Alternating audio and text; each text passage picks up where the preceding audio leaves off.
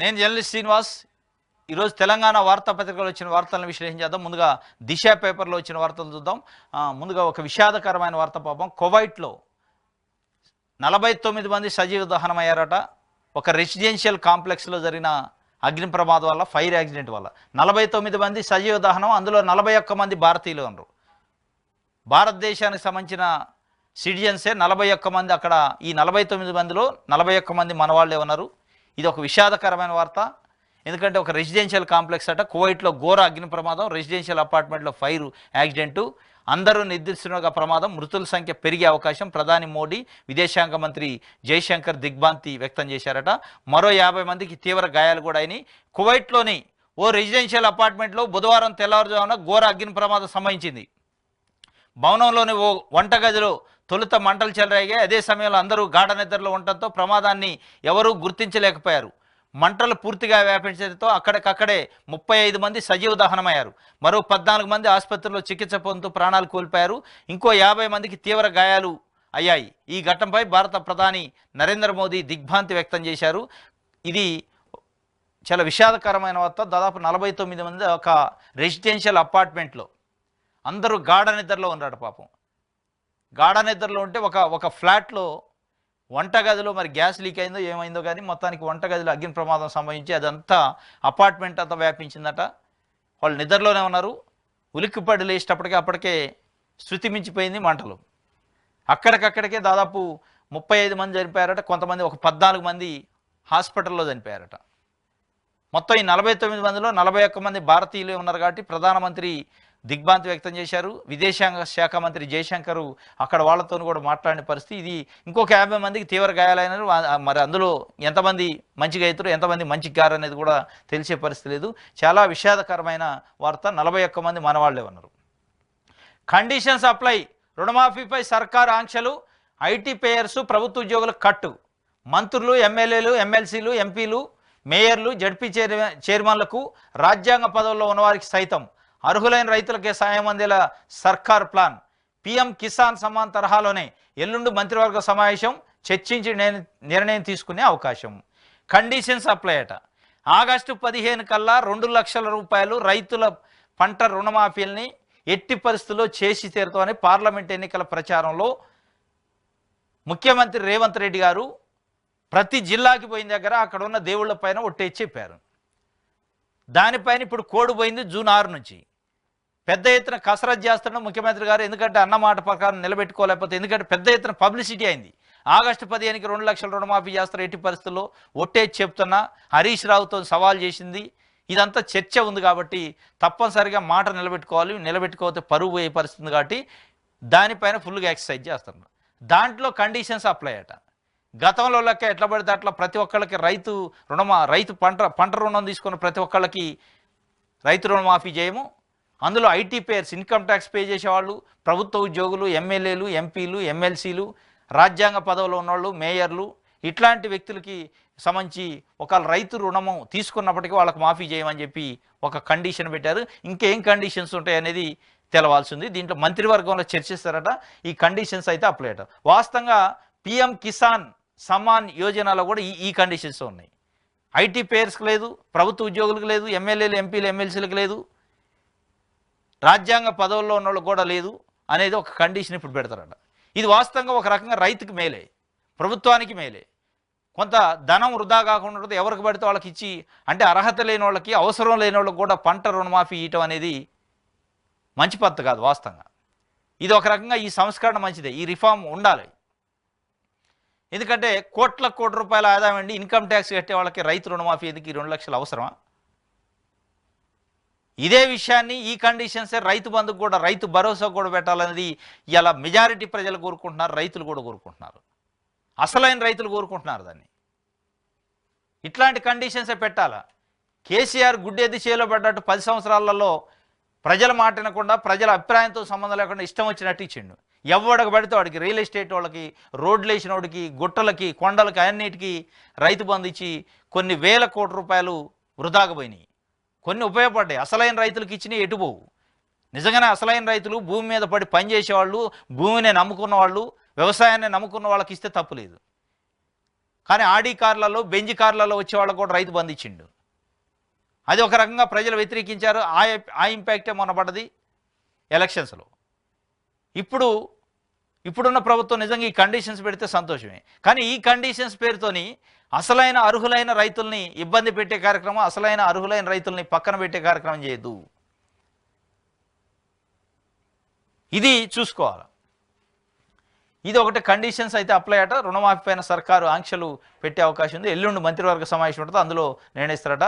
Ration కార్డుల పైన కూడా, రేషన్ కార్డుపై సర్కార్ ఫోకసు, కొత్తవి జారీ చేసేందుకు కసరత్తు, మొదలైన అప్లికేషన్ల పరిశీలన, మహిళా సంఘాలకు బాధ్యతలు, ఇంటింటి సర్వేతో అర్హుల గుర్తింపు, ఎన్నికల కోడ్ ముగియడంతో అన్ని జిల్లాల్లో ప్రారంభమైందట. రేషన్ కార్డులపై సర్కార్ ఫోకస్ పెట్టింది. కేసీఆర్ పరిపాలించిన 10 సంవత్సరాల కాలంలో ఒక్కసారి తప్ప 2015లో ఇచ్చారు కొత్త రేషన్ కార్డులకు, అప్పటి నుంచి ఎప్పుడు లేవు. అనేక మంది కొత్తగా పెళ్లిళ్ళై కుటుంబాలు కొత్తగా ఏర్పడ్డోళ్ళు రేషన్ కార్డ్స్ కోసం చాలా ఇబ్బంది పడ్డారు. ఇప్పుడు కొత్తగా కాంగ్రెస్ పార్టీ ప్రభుత్వం ప్రజాపాలన దరఖాస్తుల భాగంగా రేషన్ కార్డు దరఖాస్తును కూడా ఒక అంశం పెట్టింది. ఆ దరఖాస్తుల పైన పరిశీలన జరగలేదు. ఎన్నికల కోడ్ వచ్చింది గతంలో మార్చి 16న. ఇప్పుడు ఎన్నికల కోడ్ అయిపోయిన తర్వాత ఆ దరఖాస్తులన్నీ దుమ్ము దులిపి బూజు దులిపి మొత్తం పరిశీలన చేస్తారట. మహిళా సంఘాలకి అప్పచెప్పారట. వాటిపైన పరిశీలన చేసి ఇంటింటి సర్వే చేసి అర్హులను గుర్తించండి అని చెప్పి. ఇది మొత్తానికైతే రేషన్ కార్డులు కావాలనుకునే వాళ్ళు, రేషన్ కార్డులు కోరుకుంటూ దరఖాస్తు చేసిన వాళ్ళకి ఒక శుభవార్త అన్నట్టే. తొందరలోనే కొత్త రేషన్ కార్డులు ఇవ్వబోతున్నారు అనేది మనకు స్పష్టంగా అర్థమవుతుంది. ఇది ఒక వార్త.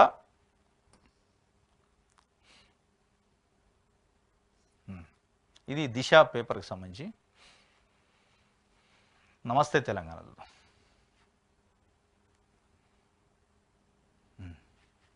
ఖమ్మం జిల్లా గ్రంథాలయంలో సౌకర్యాలు కల్పించాలని నిరుద్యోగులు బుధవారం రోడ్డెక్కారు.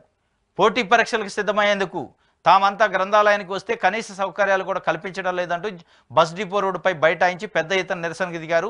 మౌలిక సదుపాయాలు కల్పించాలంటూ ప్లకార్డులతో నినాదాలు చేశారట. ఇది ఒక ఖమ్మం జిల్లాకు సంబంధించి జిల్లా కేంద్ర గ్రంథాలయంలో దాదాపు కొన్ని వందల మంది రోజు వచ్చి చదువుకుంటారట కాంపిటేటివ్ ఎగ్జామ్స్కి. ఆ చుట్టుపక్కల ఉన్న గ్రామీణ ప్రాంతాల నుంచి, అదేవిధంగా ఖమ్మం టౌన్ నుంచి కూడా వచ్చి చదువుకుంటారు. ఇది ఒక ఖమ్మం జిల్లాలోనే కాదు, అన్ని జిల్లా హెడ్ క్వార్టర్స్లో ఉన్న గ్రంథాలయాల్లో పిల్లలు కాంపిటేటివ్ ఎగ్జామ్కి ప్రిపేర్ అయ్యే అభ్యర్థులు వచ్చి అక్కడ చదువుకునే పరిస్థితి, లంచ్ బాక్సులు తెచ్చుకొని అక్కడ చదువుకునే పరిస్థితి, అక్కడ సరైన తాగునీరు కానీ, డ్రింకింగ్ వాటర్ కానీ, టాయిలెట్ వసతి కానీ ఇట్లాంటి మినిమం నీడ్స్ కల్పించకుండా ప్రభుత్వం నిర్లక్ష్య వైఖరి గ్రంథాలయాలపైన ఉందని చెప్పి ఒక రకంగా ఇది మంచి ఉద్యమం. ఇది ఒక ఖమ్మంలోనే లేదు, అన్ని జిల్లాలలో కూడా ఇదే పరిస్థితి. కొన్నిసార్లు బాగుంది. అక్కడ ఉన్న ఎమ్మెల్యేలు, ఎంపీలో, మంత్రులు దాన్ని పట్టించుకొని దానికి కావాల్సిన ఫండ్స్ ఇస్తే అక్కడ ఉన్న గ్రంథాలయానికి సంబంధించిన అధికారులు కూడా minimum needs, toilets, ladies gents toilets, తాగటానికి నీళ్లు, కనీసం కూర్చోడానికి లంచ్ చేయడానికి ఒక రూము, ఇట్లాంటివన్నా మినిమం నీడ్స్ కావాలి కదా. ఫ్యాన్లు, కూర్చోడానికి చైర్లు, బల్లలు, ఇట్లాంటివి లేని గ్రంథాలయాలు కూడా ఉన్నాయి. ఇప్పుడు వాళ్ళు అసలు కడుపు మండి రోడ్డు మీదకి వచ్చారట. మొత్తానికైతే నిరసన వ్యక్తం చేశారు. ఇప్పటికైనా అక్కడ ఉన్న ప్రభుత్వ అధికారులు, ప్రభుత్వ యంత్రాంగం దగ్గరకు పోయి ఒత్తిడి చేసి నిధులు తీసుకొని వాళ్ళకి ఆ వసతులు కల్పించారు. రిక్రూట్మెంట్లో రహస్యం, జీఆర్ఎల్పై గోప్యత ఎందుకు, 3 నెలలైనా ప్రకటించడంపై అనుమానాలు, నియామకాలు పూర్తయ్యాకే ఇస్తామంటున్న ట్రిబ్బు, అభ్యర్థుల ఆర్టీఐ దరఖాస్తులకు ఇదే సమాధానం.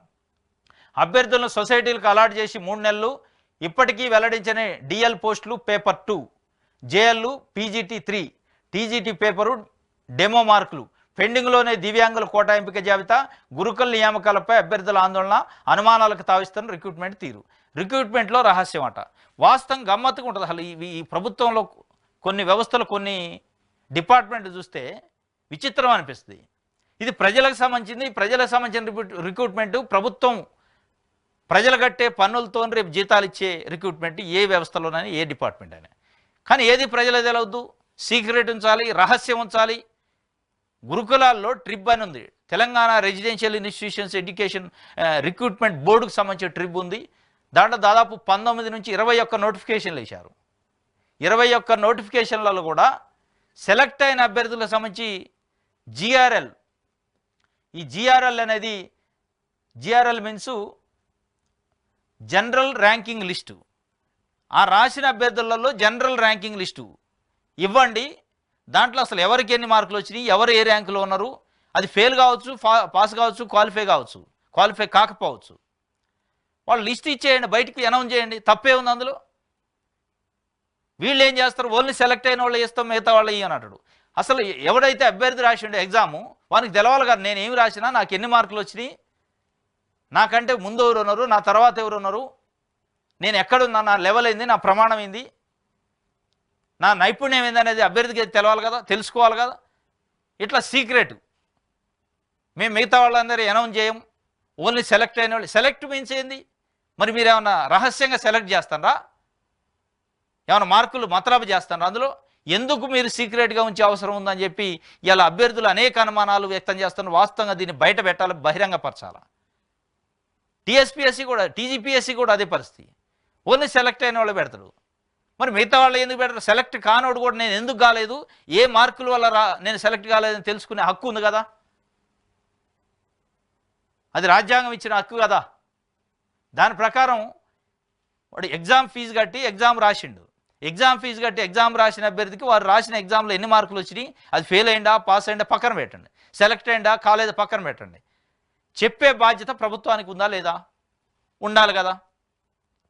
కానీ దీంట్లో రహస్యాలు 3 నెలలు అయిందట ప్రకటించకపోవడం వల్ల అనుమానాలు వస్తే, వాస్తవంగా అనుమానాలు వస్తాయి. అభ్యర్థులు ఆర్టీఐ కింద దరఖాస్తు పెట్టుతుండట, మేము రాసిన లిస్ట్ ఇవ్వండి అని చెప్పి ఆన్లైన్లో డిస్ప్లే చేస్తే అందరు చూసుకుంటారు, ఎవరికి ఎన్ని మార్కులు వచ్చినాయి, మనం ఎక్కడ ఉన్నాం, నాకంటే ముందు ఎవరు ఉన్నారు, ఎవరు సెలెక్ట్ అయ్యారు, ఎవరు సెలెక్ట్ కాలేదు అనేది తెలుస్తుంది.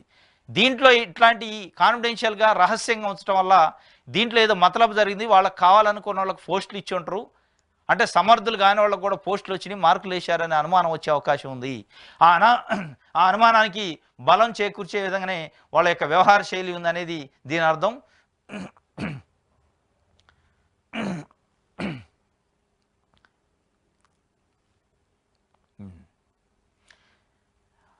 ఇంకోటి, పెన్షన్ పెంపు ఏమాయే, 100 రోజుల్లోనే ఇస్తామన్న కాంగ్రెస్ 6 నెలలైనా ఊసెత్తిన సర్కారు.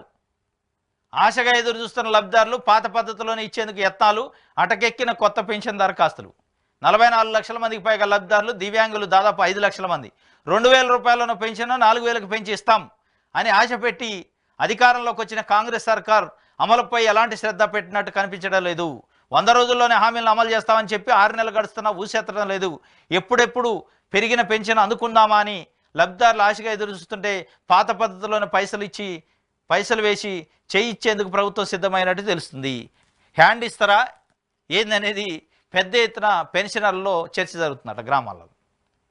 పెన్షన్ ఏమయ్యా, పెన్షన్ పెంపు ఏమయ్యా, పెన్షన్ల పెంపు ఏమైంది, 100 రోజుల్లోనే మీకు పెంచి ఇస్తాం, 4000 రూపాయలు పెన్షన్ పెంచుతామని రేవంత్ రెడ్డి చెప్పిండు, కాంగ్రెస్ పార్టీ చెప్పింది. వాళ్ళు దాని గురించి మాట ఎత్తట్లే. గమ్మత్తు ఏంటంటే దాదాపు 44 లక్షల మంది పెన్షనర్లు ఎదురు చూస్తున్నారు. మా పెన్షన్ ఎప్పుడైతే 4000 రూపాయలు ఎప్పుడు తీసుకుంటాం అని ఆశగా ఎదురు చూస్తున్నారు. కానీ వాళ్ళు ఆశగా ఎదురు చూస్తున్నందుకైనా ఒక ప్రకటన ఇవ్వాలి కదా ప్రభుత్వం నుంచి. ఎవడు స్పందించట్లే. ప్రభుత్వంలో ఉన్న మంత్రో, దానికి సంబంధించిన ముఖ్యమంత్రో, మంత్రో లేకపోతే అధికారులు ఒక ప్రకటన ఇవ్వండి. ఒక ప్రకటన ఇస్తే వాళ్ళు ఎదురు చూపులు తగ్గుతాయి. ఇప్పుడు లేదు, ఒక 6 నెలల తర్వాత వేస్తాం, లేదంటే వేస్తున్నాం, ఎక్సర్సైజ్ జరుగుతుంది, ప్రాసెస్ జరుగుతుందని చెప్పండి. ఓట్ల కోసం అయితే మాటలు చెప్పారు, కానీ ఇలా మా పరిస్థితి, మమ్మల్ని చేయించారు, మమ్మల్ని వదిలేశారు గాలికి అని చెప్పి ఇలా పెన్షనర్లు మాట్లాడుకుంటున్న పరిస్థితి. దీనిపైన ప్రభుత్వం స్పందించాలి. వాస్తవంగా పెన్షన్ల పెంపు ఏమయ్యాయని ఏ ఇద్దరు పెన్షనర్లు కలిసిన గ్రామాలలో చర్చించుకుంటున్న పరిస్థితి. కాంగ్రెస్ పార్టీని తిడుతున్న పరిస్థితి. కేసీఆర్ నయం అనే పరిస్థితికి వచ్చింది. ఇలా కేసీఆర్ దొంగ మాటలు చెప్పలేదు, కాంగ్రెస్ పార్టీ అబద్ధపు మాటలు చెప్పి, మోసపూరిత మాటలు చెప్పి మమ్మల్ని మోసం చేసింది. పెన్షన్లు పెంచుతారని ఆశతో మేము కాంగ్రెస్ పార్టీ కోటేసినాం అనే పరిస్థితి ఇవాళ 44 లక్షల మంది పెన్షనర్స్లో ఒక భావన ఏర్పడది. మరి ఇప్పటికైనా మరి ఏం చేస్తుంది? 2000 రూపాయలతోనే మళ్ళీ ఈ నెల కూడా ఇచ్చే అవకాశం ఉందని కూడా వార్తలు వస్తున్నాయి. ఇప్పటికే 100 రోజుల్లో అమలు చేస్తామన్నారు, 100 పోయింది, 200 రోజులకు వచ్చింది కథ. మరి ఆ పెన్షన్ గురించి మాట్లాడట్లా, ఇచ్చుడు తర్వాత సంగతి. ఇగో మేము అన్న ప్రకారం చేస్తున్నాం, మాట్లాడుతున్నాం, డిస్కషన్ అవుతుందన్న అనేసి చెప్పినా కానీ వాళ్ళకు కొంత ఉత్కంఠ ఉండదు, వాళ్ళకి ఆందోళన ఉండదు. కానీ మరి ఆ దిశగా ఏమీ అయ్యేటట్టు అనిపించలే. విత్తనాలు లేవట. పాలెం పరిశోధన కేంద్రంలో నో స్టాక్ బోర్డు పెట్టారట. పక్షం రోజులుగా బోర్డు పెట్టిన నిర్వాహకులు వనపర్తి సీడ్స్ కర్మాగారంలో విత్తనాలు ఫుల్లు, విస్తారంగా వర్షాలు, రైతన్ల అగచాట్లు. విత్తనాల కోసం 70 కిలోమీటర్ల ప్రయాణం, చోద్యం చూస్తున్న అధికార యంత్రాంగం. ఇక రైతు సోదరులకు విజ్ఞప్తి, వరి విత్తనాలు అయిపోయినవి, వరి విత్తనాలు అయిపోయినాయని పాలెం పరిశోధన కేంద్రంలో బోర్డు పెట్టి వారం అయిందట.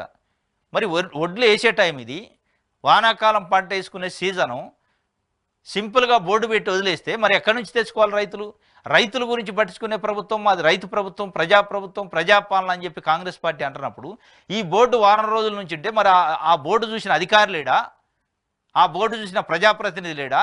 ఎందుకు రైతులకి వడ్ల ఇత్తనాలు దొరకట్లేదు, వరి ఇత్తనాలు ఎందుకు ఇవ్వలేకపోతున్నది కనీసం ఎవరైనా సమీక్ష చేశారా?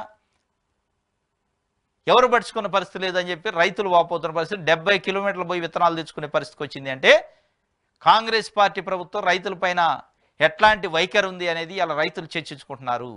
కేసీఆర్ పరిపాలనలో వాస్తవంగా 10 సంవత్సరాల పరిపాలనలో ఇట్లాంటి ఒడ్లు లేవని బోర్డులు కానీ, పెసలు లేవని బోర్డులు కానీ, ఎరువులు లేవని బోర్డులు కానీ ఏ రోజు చూడలేదు. ఇప్పుడు మనం చూస్తున్నాం అని చెప్పి రైతులు మాట్లాడుకున్న పరిస్థితి.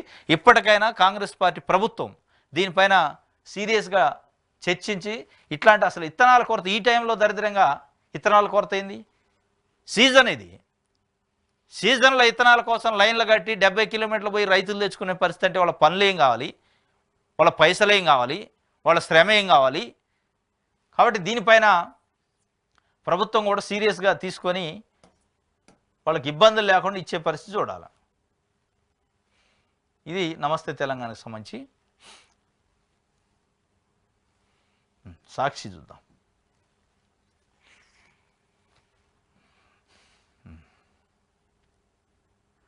టైం బౌండ్ ఒత్తిడే కాళేశ్వరం బరాజులను వేగంగా పూర్తి చేయాలని గత ప్రభుత్వం ఒత్తిడి చేసింది.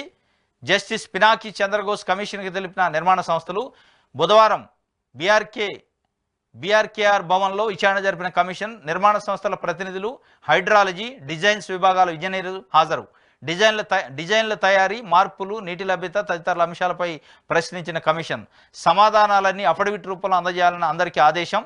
నేడు నిపుణుల కమిటీ సభ్యులను ప్రశ్నించేందుకు ఏర్పాటు, విజిలెన్స్, కాగ్ అధికారులను కూడా ప్రశ్నిస్తాం అని చెప్పి justice Chandra Ghose judicial commission Kaleshwaram పైన వేశారు. దానికి సంబంధించి విచారణ జరుగుతుంది బీఆర్కేఆర్ భవన్లో. దానికి సంబంధించి నిన్న ఈ నిర్మాణ సంస్థలకు సంబంధించిన ప్రతినిధులను కూడా పిలిచింది, వాళ్ళని ఇన్వెస్టిగేషన్ చేశారు. ఎందుకు నాణ్యత లేకుండా చేశారంటే వాళ్ళు టైం బౌండ్ ఒత్తిడి చేశారు. కాళేశ్వరం బజార్లను వేగంగా పూర్తి చేయాలని అప్పుడున్న ప్రభుత్వం బాగా ఒత్తిడి చేయటం వల్లనే ఇట్లా జరిగింది అని చెప్పి చెప్పారట. మరి ఆ ఒత్తిడి చేసింది ఎవరు? దానికి ఏమైనా రికార్డు ఉందా ఒత్తిడి చేసినట్టు? మరి అది అసలు వ్యాలిడా? ఆ ఒత్తిడి చేసిన పర్సన్ ఒత్తిడి చేస్తే వీళ్ళు అట్లా నాణ్యత లేకుండా చేయొచ్చా? ఇదంతా లీగలైజ్డా ఇల్లీగలైజ్డా అనేది మనకి ఈ ఎంక్వైరీలో తెలిసే అవకాశం ఉంది.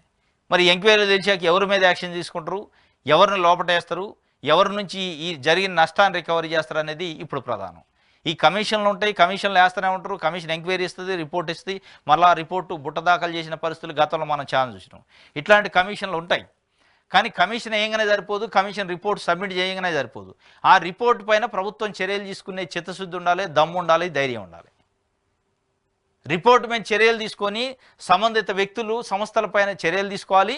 చర్యలు తీసుకుంటూ ప్రజాధనం, వృధా అయిన ప్రజాధనాన్ని రికవరీ చేసే మెకానిజం ఉంటే తప్ప ఇదంతా దండగముచ్చట. అది అయ్యేది కాదు, మన్ను కాదు, ఉట్టిదే. ఈ ఎంక్వైరీ నడుతూనే ఉంటుంది. ఇక నెలలు నడుతుంది. నడిచి ప్రభుత్వ సొమ్ము దండగ తప్ప ఎంక్వైరీ కోసం దీని నుంచి ప్రజలకి పైసా కూడా లాభం ఉండే అవకాశమే లేదు.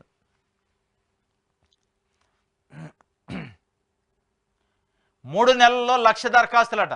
ధరణి పోర్టల్కు అర్జీల విలువ కాంగ్రెస్ అధికారులకు రాకముందు పెండింగ్లో 2,45,000 దరఖాస్తులు. మార్చిలో స్పెషల్ డ్రైవ్ పేరుతో 1,50,000 అర్జీలకు పరిష్కారం. లోక్సభ ఎన్నికల కోడ్ రావడంతో ఆగిపోయిన డ్రైవ్ అప్పటి నుంచి ఇప్పటి వరకు మరో 1,00,000 దరఖాస్తులు. వీటిపై సమీక్షకు రేపు కలెక్టర్లతో సీసీఎల్ఏ వీడియో కాన్ఫరెన్సు. 3 నెలల్లో 1,00,000 దరఖాస్తులు వచ్చినాయట. కాంగ్రెస్ పార్టీ వచ్చిన తర్వాత కూడా 3 నెలల్లో ధరణి పైన 1,00,000 దరఖాస్తులు వచ్చినాయి. అంటే ధరణిలో ఎన్ని అవకతవకలు ఉన్నాయి, ఎన్ని ఇబ్బందులు ఉన్నాయి, రైతులకు ఎన్ని సమస్యలు ఉన్నాయని దీన్ని బట్టి అర్థమవుతుంది. అసలు గత ప్రభుత్వం ఉన్నప్పుడే 2,45,000 దరఖాస్తులు పెండింగ్లో ఉన్నాయి. ఆ పెండింగ్లో ఉన్న దరఖాస్తులు ఒక స్పెషల్ డ్రైవ్ అని పెట్టారు ఎన్నికల కోడ్కు ముందు, మార్చి 16కు ముందు. స్పెషల్ డ్రైవ్లో 1,50,000 దరఖాస్తులు పరిష్కరించారట. ఇంకా మిగతా అట్లా పెండింగ్లో ఉన్నాయి. మళ్ళీ అవి ఉండగానే కొత్తగా 1,00,000 దరఖాస్తులు ఇప్పుడు వచ్చినాయి. దాంట్లో ప్రధానంగా సీఎం ప్రగతి ప్రజాభవన్లో ప్రతి మంగళవారం, శుక్రవారం పెట్టే ప్రజా దర్బార్లో ఎక్కువ దరఖాస్తులు ఈ ధరణి పైన, ల్యాండ్ ఇష్యూస్ పైన అవుతున్నాయి ఇప్పటికి కూడా. దానిపైన కలెక్టర్లతోని సమీక్ష ఉందట సీసీఎల్ఏ రేపు కలెక్టర్లతోని.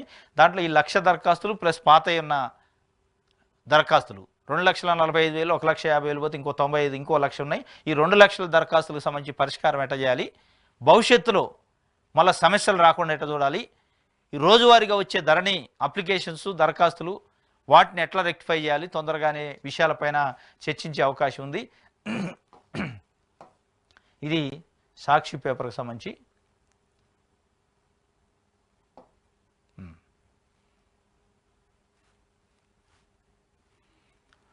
డిప్యూటీ సీఎం బట్టి విక్రమార్క బుధవారం పల్లె వెలుగు బస్సు ఎక్కారు. ఖమ్మం పాత బస్టాండ్ నుంచి జగన్నాథపురం వరకు టికెట్ తీసుకొని ప్రయాణించారు. మహిళల ఆర్థిక స్వావలంబనే లక్ష్యంగా ఉందని డిప్యూటీ సీఎం బట్టి విక్రమార్క గారు నిన్న ఖమ్మం పాత బస్టాండ్ నుంచి జగన్నాథపురం అనే విలేజ్ వరకు బస్సులో ఎక్కిండట. పల్లె వెలుగు ఆర్డినరీ బస్సులో ఎక్కి టికెట్ తీసుకొని ప్రయాణించిండు. దానికి సంబంధించిన ఒక ఫోటో వేసి వార్త రాసింది సాక్షి పేపరు. దానికి సంబంధించి 10వ పేజీలో వార్త ఉంది. ఎందుకు ఎక్కిండు ఏం చూద్దాం అసలు. 10th పేజ్ అట. Okay, 9th. ఎస్. మహిళల ఆర్థిక స్వావలంబనే లక్ష్యం, 6 గ్యారెంటీలో 5 అమలు చేశాం. ఉద్యోగులకు ప్రతి నెల 1న వేతనాలు ఇస్తున్నాం డిప్యూటీ సీఎం బట్టి విక్రమార్క చెప్పిండు. చింతకాని వరకు పల్లె వెలుగులో ప్రయాణించిన బట్టి ఉచిత కరెంటు బస్సు ప్రయాణంపై మహిళలతో ముచ్చటించిన డిప్యూటీ సీఎం. బస్సులో మహిళలతో మాట్లాడుతున్న డిప్యూటీ సీఎం బట్టి విక్రమార్క మహిళల ఆర్థిక స్వావలంబనే తమ ప్రభుత్వ లక్ష్యమని రాష్ట్ర ఉప ముఖ్యమంత్రి, ఆర్థిక మంత్రి, ఇంధన శాఖల మంత్రి మల్లు బట్టి విక్రమార్క వెల్లడించారు. ఖమ్మం జిల్లా కేంద్రంలో పాత బస్టాండ్ నుండి బుధవారం ఆయన పల్లె వెలుగు బస్సులో చింతకాని మండలం జగన్నాథపురం వరకు ప్రయాణించారు. ఈ సందర్భంగా సాధారణ ప్రయాణికుల్లాగానే టికెట్ తీసుకొని ప్రభుత్వం అమలు చేస్తున్న ఉచిత కరెంటు, ఉచిత బస్సు ప్రయాణం లాంటి పథకాల అమలుపై మహిళలతో జీరో టికెట్ విధానం గురించి కండక్టర్ శైలజాను అడిగి తెలుసుకున్నారు. నాగులవంచ గ్రామానికి చెందిన జానమ్మ అనంతమ్మతో బట్టి విక్రమార్క మాట్లాడుతూ కరెంటు మంచిగా వస్తుందా, ఉచిత బస్సు ప్రయాణం ఎలా ఉంది, ఎన్నిసార్లు ఉచితంగా ఆర్టీసీలో ప్రయాణం చేశారని అడిగారు. అందుకు వారు సమాధానం ఇస్తూ ఉచిత బస్సులో ప్రయాణం వల్ల ఆర్థికంగా వెసులుబాటు కలుగుతుందని తెలుపుతూ సంతోషం వ్యక్తం చేశారట. ఇది ఇట్లా చేయాలి మంత్రులు, ఎమ్మెల్యేలు కూడా. అప్పుడప్పుడు సామాన్య ప్రజలు ఎక్కడైతే యూటిలైజ్ చేసుకునే బస్సులు కానీ, యూటిలైజ్ చేసుకునే హాస్పిటల్స్ కానీ, సామాన్య ప్రజలు, సామాన్య పేరెంట్స్ పంపించే పిల్లల స్కూళ్ళు, గవర్నమెంట్ స్కూల్స్ కానీ అక్కడికి వెళ్ళి విజిట్ చేసి ఆకస్మిక తనిఖీలు చేసి అసలు ఏం జరుగుతుంది, ప్రజలు ఏమనుకుంటున్నారు, ప్రజలు ఏమి ఇబ్బందులు పడుతున్నారు, అక్కడున్న యంత్రాంగం ఎట్లా ప్రజలకు సేవ చేస్తుందని చూసే కార్యక్రమం చేయాలి. ఇది చాలా మంచి ఆదర్శమైన విధానం. ఎందుకంటే బస్ టికెట్ తీసుకొని ఒక ఆర్డినరీ బస్సులో ఒక డిప్యూటీ సీఎం ఎక్కితే అసలు అక్కడ ప్రజలు పడుతున్న ఇబ్బందులు ఏంది అనేది తెలుసుకునే అవకాశం ఉంది. మహిళలతో దగ్గరుండి మాట్లాడిండు.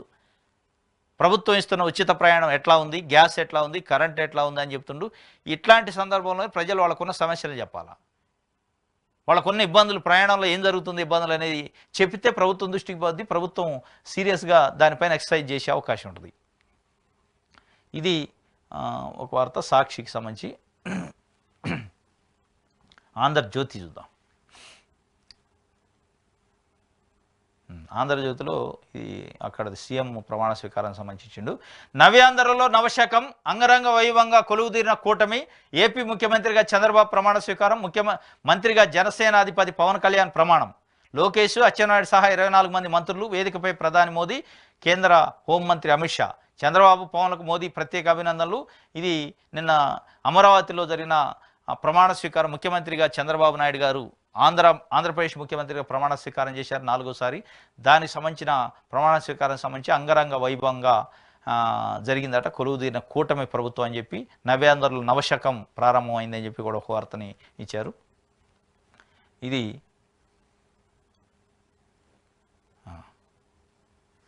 గ్రూప్ 1 మెయిన్స్ 7 రోజులు, అక్టోబర్ 21 నుంచి 27 దాకా పరీక్షలట. మధ్యాహ్నం 2:30 నుంచి 5:30 వరకు. అక్టోబర్ 21వ తేదీన జనరల్ ఇంగ్లీష్ పరీక్ష. అన్ని పరీక్షలు ఒకే మాధ్యమంలో రాయాలి. అభ్యర్థులకు కమిషన్ అధికారుల సూచనలు. త్వరలో గ్రూప్ 1 ప్రిలిమినరీ పరీక్ష ఫలితాలు. మొన్న 9th నాడు గ్రూప్ 1 ప్రిలిమ్స్ ఎగ్జామ్ జరిగింది. ప్రిలిమ్స్ ఎగ్జామ్ జరిగిన తర్వాత దాంట్లో క్వాలిఫై అయిన వాళ్ళకు మెయిన్స్ ఎగ్జామ్కి సంబంధించిన షెడ్యూల్ ఇచ్చారు. అక్టోబర్ 21 నుంచి 27 వరకు మధ్యాహ్నం 2:30 నుంచి సాయంత్రం 5:30 వరకు జరుగుద్దట. 7 రోజుల పాటు దానికి సంబంధించిన షెడ్యూల్ విడుదల చేశారు. ఈ గ్రూప్ 1 ప్రిలిమ్స్ ఫలితాలు కూడా తొందరలోనే రిలీజ్ చేస్తారట. ఇది ఒక వార్తనిచ్చారు. రుణమాఫీపై ప్రణాళిక, విధి విధానాలపై వారంలో కేబినెట్ భేటీ, కటాఫ్ తేదీ, అర్హుల గుర్తింపుపై అందులో నిర్ణయం, పేద రైతులకు ఊరట కలిగేలా చేయాలని నిశ్చయం, ఇతర రాష్ట్రాల్లో అనుసరించిన విధానాల పరిశీలన, పీఎం కిసాన్ తరహాలో కేంద్ర రాష్ట్ర ఉద్యోగులు మరికొన్ని వర్గాలను మినహాయించాలా వద్దా, మార్గదర్శకాలపై కసరత్తు చేస్తున్న ప్రభుత్వం. రుణమాఫీ పైన ఆ ప్రక్షాళన చేస్తారట. రుణమాఫీ వ్యవహారంపై ప్రణాళిక వేయడానికి మంత్రి వర్గము ఒక సమావేశమై దాంట్లో నిర్ణయం తీసుకునే అవకాశం ఉంది అని చెప్పి ఆంధ్రజ్యోతి ఒక వార్తనిచ్చింది. ఇది ఆంధ్రజ్యోతికి సంబంధించి. వెలుగు పేపర్ చూద్దాం.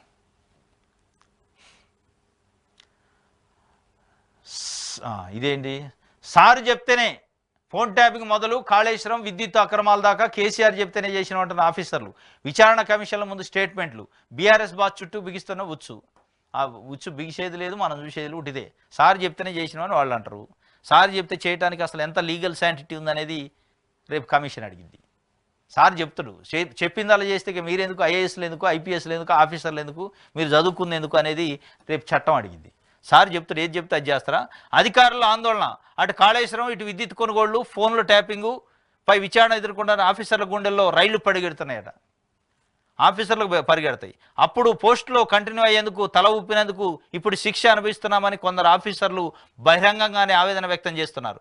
కమిషన్లు పూర్తిస్థాయి ఎంక్వైరీ తర్వాత అసలు దోషులు ఎవరన్నది బయటికి రానుంది.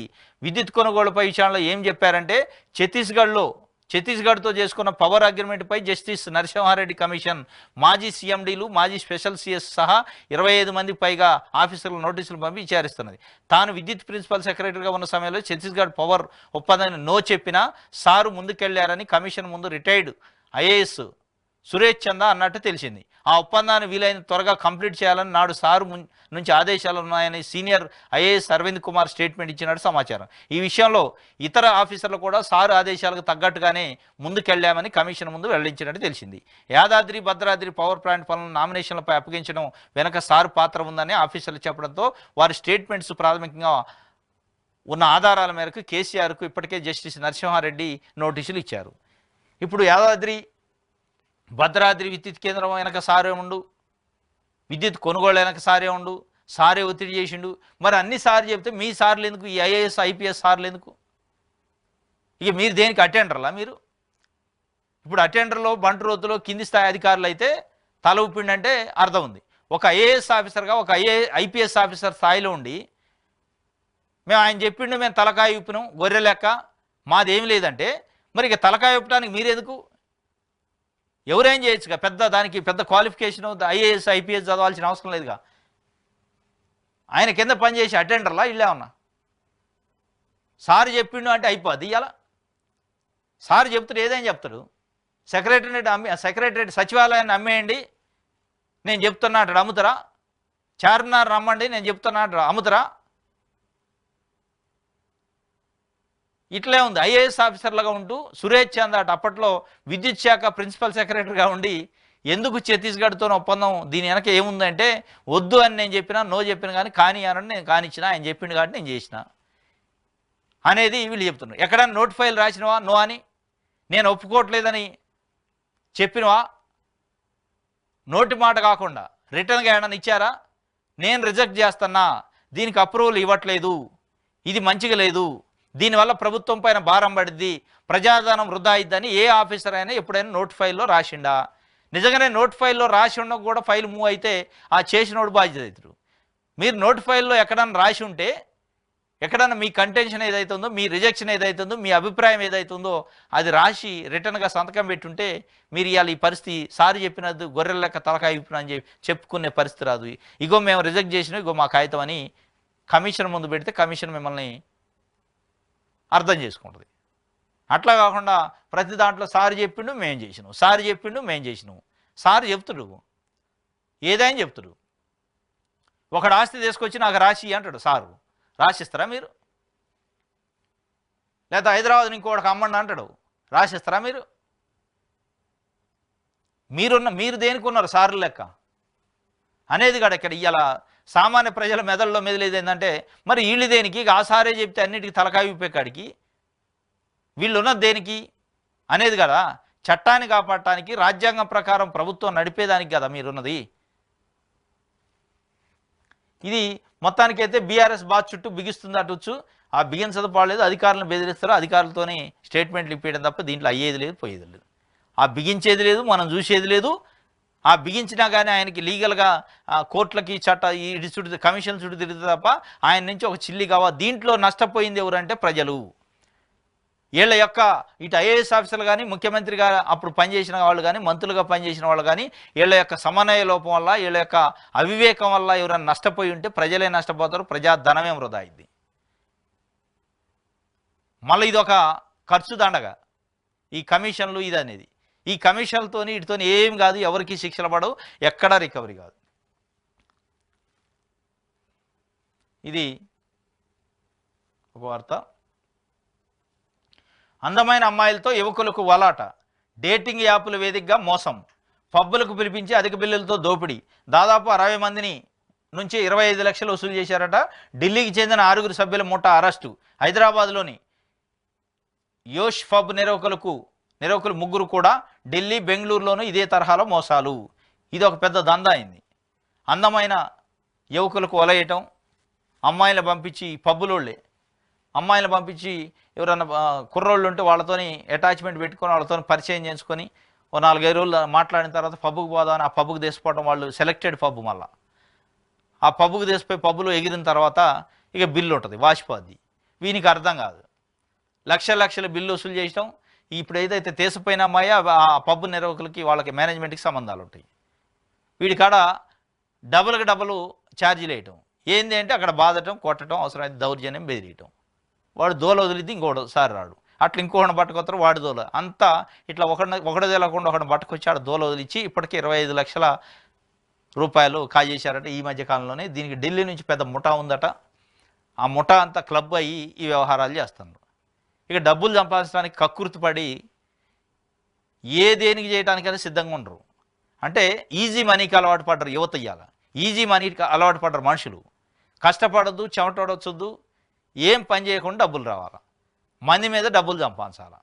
ఇది ఈ కాన్సెప్ట్లని ఇట్లాంటి ఇల్లీగల్ వ్యవహారాలు, కాన్సెప్ట్ లేని వ్యవహారాలు, ఈ అసాంఘిక కార్యకలాపాలు జరుగుతున్నాయి. దీనిపైన ప్రభుత్వ అధికారులు కానీ ప్రభుత్వం కానీ స్పందించాలి. ఈ దందాలను డ్రగ్స్ వస్తాయి, ఈ దందాలను గంజాయి వస్తుంది, కొకాయిన్ వస్తుంది, అనేక రకాల ఇల్లీగల్ ఇష్యూస్ వస్తాయి. దీన్నే ఇది అడిదిరిగి మర్డర్లకి హేతు అయింది, చంపుకునే కాడికి వస్తుంది. అది అప్పుడు హైదరాబాద్ బ్రాండ్ ఇమేజ్ కూడా దెబ్బతినే అవకాశం ఉంది. అందుకే దీనిపైన ఉక్కుపాదం మోపితేనే దీనికి లింక్ అయి ఉన్న డ్రగ్స్ కానీ, గంజాయి కానీ, కొకాయిన్ కానీ, మర్డర్లు కానీ జరగకుంటుంది. మర్డర్లకి, రేపులకు కూడా పోదు.